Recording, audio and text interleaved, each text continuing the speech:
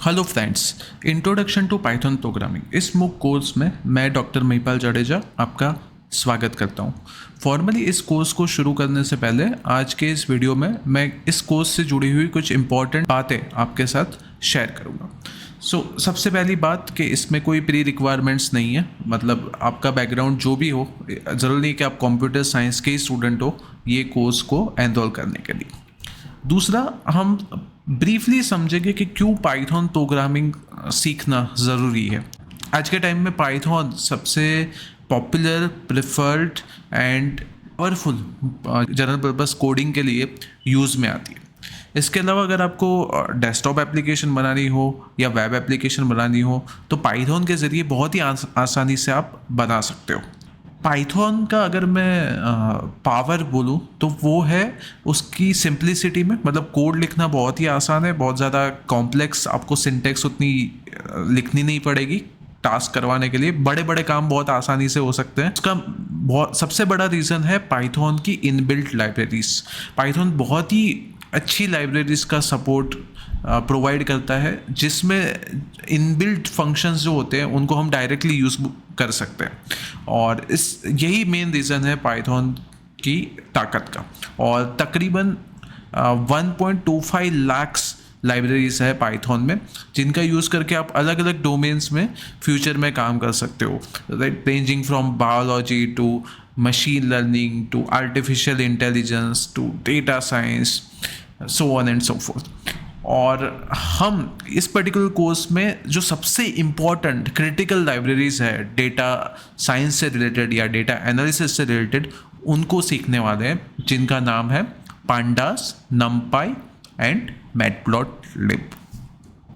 इस कोर्स के बारे में अगर मैं आपको बताऊं तो मैंने इस हिसाब से इस कोर्स को डिज़ाइन किया है कि अगर आप एब्सोल्यूट बिगिनर्स हो तो भी आपको कोई दिक्कत नहीं होगी पाइथन प्रोग्रामिंग को सीखने में।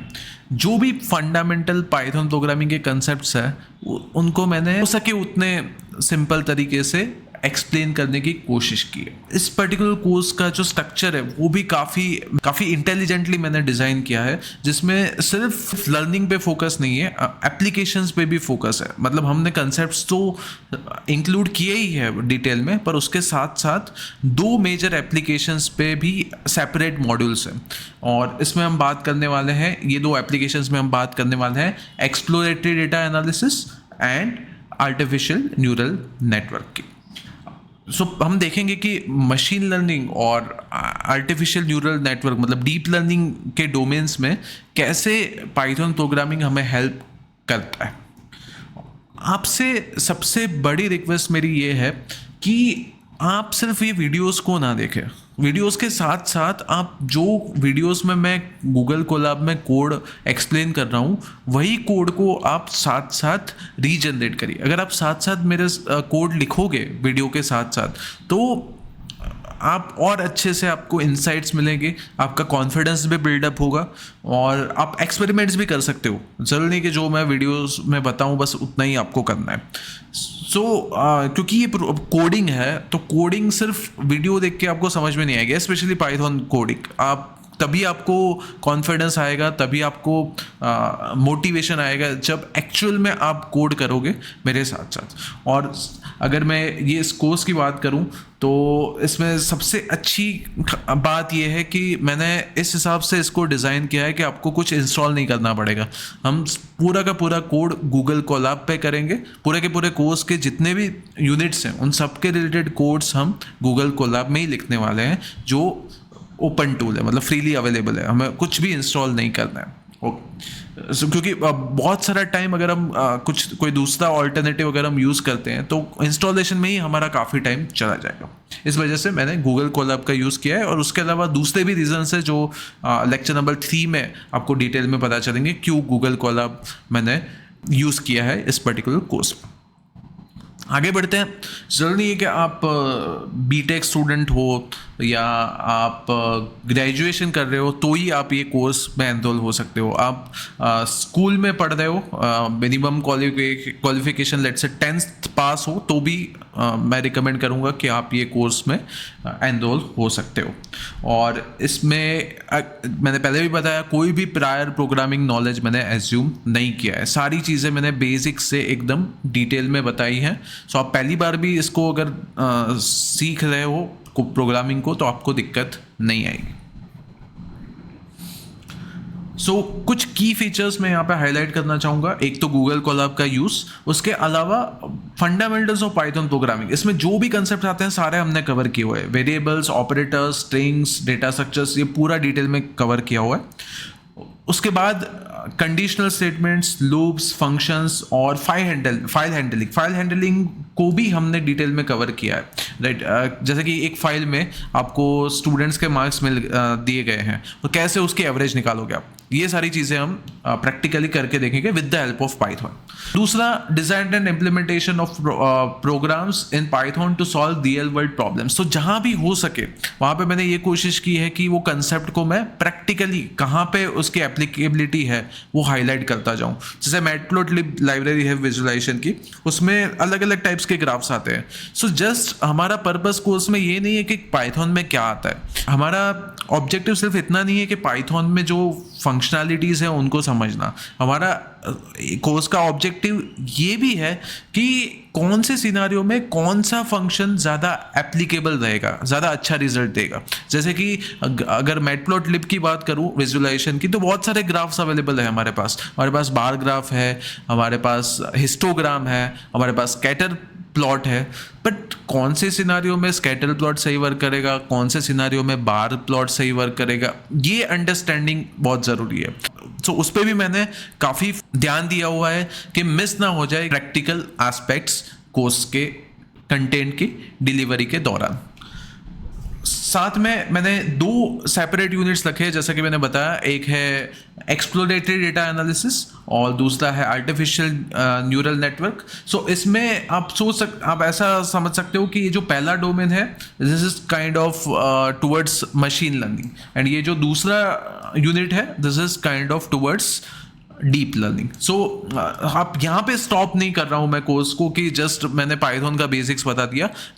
लास्ट के दो यूनिट्स मैंने प्रैक्टिकल एप्लीकेशंस के लिए रखे हैं, जो अगर आप में से कोई अगर इंटरेस्टेड हो फ्यूचर में डेटा साइंस में वर्क करने के लिए या मशीन लर्निंग में वर्क करने के लिए, तो ये यूनिट्स बहुत ही हेल्पफुल रहने वाला है। अगर मैं ब्रीफली आपको बताऊँ तो दो डेटा सेट्स के बारे में मैंने बात की हुई है। पहला जो यूनिट है एक्सप्लोरेटरी डेटा एनालिसिस, उसमें मैंने बात की है टाइटैनिक डेटा सेट की। टाइटैनिक आप में से ज़्यादातर लोगों को पता होगा, राइट, फेमस शिप थी 1912 में जो सिंक हो गई।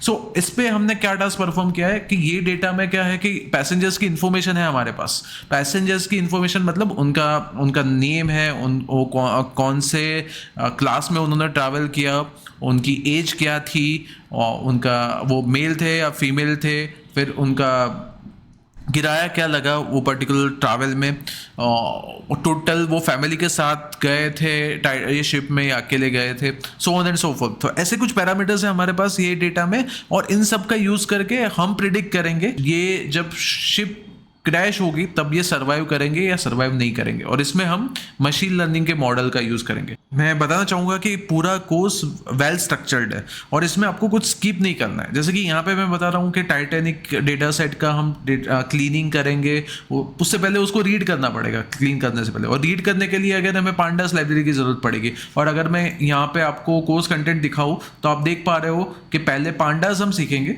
उसके बाद हम यहाँ पे ये एक्सप्लोरेटरी डेटा एनालिसिस परफॉर्म करने वाले हैं टाइटैनिक डेटा सेट पे। और अगेन ये डेटा सेट पे कुछ काम करना हो, हमें उसको एरे में कन्वर्ट करना हो, तो उसके लिए हमें नंपाई की इन्फॉर्मेशन होनी चाहिए। तो नंपाई को मैंने पहले वीक नंबर 6 में इसलिए कवर किया हुआ है।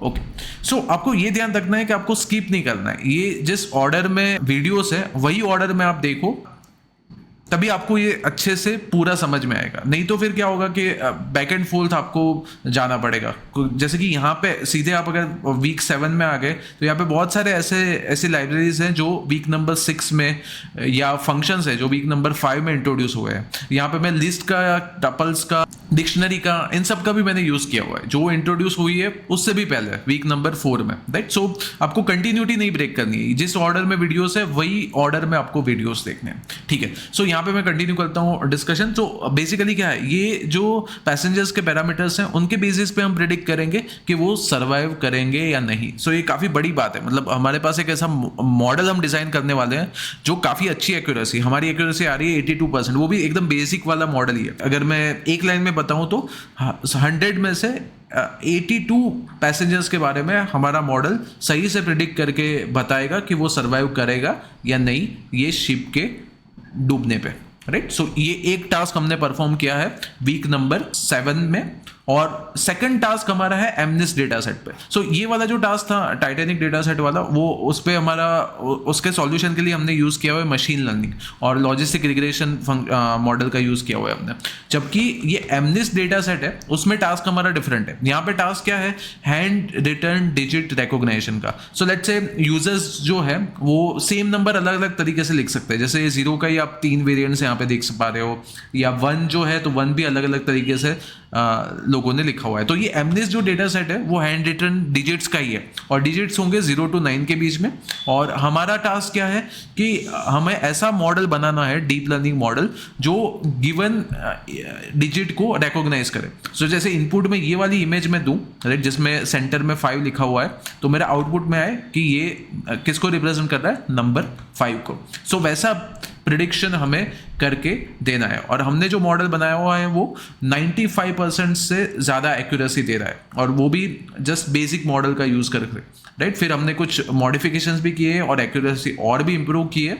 सो ये एक अच्छी एप्लीकेशन है डीप लर्निंग की, कैसे हम इमेजेस पे काम करके हैंड रिटन डिजिट्स को रिकॉग्नाइज कर सकते हैं, और ये सब करने में भी हमने यूज़ किया हुआ है पाइथन का।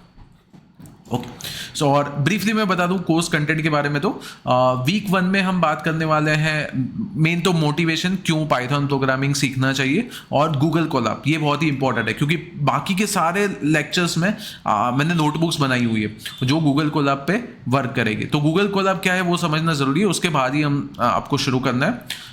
वीक 2 में पाइथन बेसिक्स, इसमें हम अपना पहला पाइथन प्रोग्राम लिखेंगे।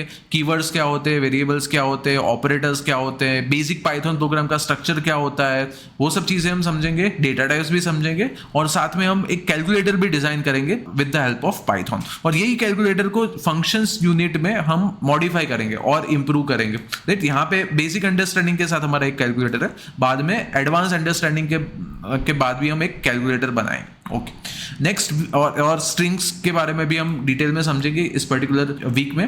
देन थर्ड मॉड्यूल में हम बात करने वाले हैं लूप्स के बारे में, और कंडीशनल स्टेटमेंट जैसे कि इफ एल्स और एल्स इफ की क्या सिंटेक्स होती है, और कौन से सिनारियो में ये हेल्पफुल रहेंगे। लूप का यूज़ करते हुए हमें क्या क्राइटेरिया ध्यान में रखना है, राइट। वो सारी चीज़ें हम यहाँ पे डिस्कस करेंगे। स्पेशली हम सबसे पहले ये डिस्कस करेंगे कि लूप का यूज़ क्या है, क्यों हमें लूप कंसेप्ट की ज़रूरत पड़ती है, और सिमिलरली क्यों कंडीशनल स्टेटमेंट की भी ज़रूरत पड़ती है पाइथन में। फिर पाइथन डेटा स्ट्रक्चर्स, ये बहुत ही इंपॉर्टेंट यूनिट है जिसमें हम लिस्ट, टपल, सेट, डिक्शनरी, ये म्यूटेबल है या म्यूटेबल नहीं है, इनकी सिंटैक्स, राइट, कैसे इनको हम जनरेट कर सकते हैं, ये सारी चीज़ें, क्या डिफरेंसेस है ये 4 डेटा स्ट्रक्चर्स में, वो सब हमने डिस्कस किया हुआ है डिटेल में वीक 4 में। वीक 5 में functions and file handling. So function से रिलेटेड ये पहले 4 वीडियोस फंक्शन से रिलेटेड है। फिर ये 2 वीडियोस में हमने बात की हुई है फाइल हैंडलिंग की, कैसे हम फाइल को रीड कर सकते हैं, राइट कर सकते हैं फाइल में, वो सारी चीज़ें यहाँ पे डिस्कस की हुई है। एक्सेप्शन हैंडलिंग भी डिस्कस किया हुआ है। फिर वीक नंबर 6, अब हम थोड़ा एडवांस लेवल पे जा रहे हैं। वीक नंबर 5 तक मतलब यहाँ तक मैं बोल सकता हूँ लेक्चर 21 तक बेसिक्स था। फिर एडवांस लेवल पे अब हम बात करेंगे लाइक वीक नंबर 6 में हम बात करने वाले हैं नमपाई की। मैथमेटिकल फंक्शनैलिटीज हमें नमपाई प्रोवाइड करता है। फिर पांडास की बात करेंगे। पांडास में हम ये भी इंटरेस्टिंग फंक्शंस देखेंगे कि कैसे लेट से कोई एक्सेल टाइप की फाइल है या CSV फाइल है मेरी, कैसे उस फाइल को मैं मेरे पाइथन कोड में लेके आ सकता हूँ, या लेट से मेरे पाइथन ने कुछ एनालिसिस करके दिया उसको मैं कैसे एक्सेल में कन्वर्ट करके सेव कर सकता हूँ, या उसको मैं CSV फाइल में कन्वर्ट करके सेव कर सकता हूँ। तो ये ऐसे प्रैक्टिकल एप्लीकेशंस मैंने रखे हैं इन बिटवीन, ताकि आपका इंटरेस्ट बना रहे और प्लस आपको यूज भी पता चले कि जो हम सीख रहे हैं वो बस ऐसा ही नहीं है कि जस्ट कुछ फंक्शंस आ गए, वो बहुत ही मज़ेदार काम करके देते हैं हमको। जैसे कि आपने एक्सेल का तो यूज़ आप सबने कभी ना कभी तो किया ही होगा। सो वो एक्सेल में जो सारी फंक्शनैलिटीज़ है वो तो आपके पास रहेगी, उसके अलावा पाइथन में जो फंक्शंस है उनको भी आप साथ में यूज़ कर सकते हो with the help of pandas. तो ये पावर है पांडास का। उसके अलावा मैटप्लॉटलिब, जैसे मैंने पहले हाईलाइट किया कि अलग अलग टाइप्स के आपके विजुलाइजेशन के ऑप्शंस होते हैं, और मैटप्लॉटलिब में अलग अलग टाइप्स के प्लॉट्स होते हैं, चार्ट्स होते हैं। तो कौन सी सिचुएशन में कौन सा चार्ट अप्रोप्रिएट रहेगा, कौन सा प्लॉट अप्रोप्रिएट रहेगा, कैसे उनको ड्रॉ करना है, कैसे उसमें कस्टमाइजेशन करना है, ये सारी चीज़ें हमने डिस्कस की है लेक्चर नंबर 29 में। और लास्ट के 2 यूनिट, जैसे कि मैंने बताया, ये पहला यूनिट आप बोल सकते हो this is beginning of data science, right. Data science domain में अगर आपको इंटरेस्ट है तो ये यूनिट आपको मिस नहीं करना है। इसमें हम पहले बात करेंगे, डेटा सेट को लोड करवाएंगे, उसको क्लीन करेंगे, मिसिंग वैल्यूज हटाएंगे, और उसके बाद हम मशीन लर्निंग अप्लाई करेंगे, राइट। सो ये होगा ये वीक नंबर 7 में। और वीक नंबर 8 में ये है kind of you can say beginning of deep learning, right. So deep learning के रिलेटेड जो कंसेप्ट्स हैं वो मैंने यहाँ पे ब्रीफली आपको एक्सप्लेन किए हैं, और उसके बाद हमने एक प्रैक्टिकल एप्लीकेशन ली है जिसमें हम हैंड रिटन डिजिट को रिकॉग्नाइज करेंगे विद एमनिस डेटा सेट, जो मैंने यहाँ पे आपको अभी दिखाया, राइट, ये डेटा सेट पे, एंड यहाँ पे हम अप्लाई करेंगे आर्टिफिशियल न्यूरल नेटवर्क मॉडल। तो उसके अलावा मेरे बारे में और कुछ इन्फॉर्मेशन चाहिए तो आप ये पर्टिकुलर पेज में जाके देख सकते हो, और कोर्स के रिलेटेड और कुछ क्वेरीज हो या कुछ फीडबैक हो तो आप मुझे ईमेल भी कर सकते हो। मेरा ईमेल एड्रेस आपको यहाँ पे मिल जाएगा। Okay, thank you.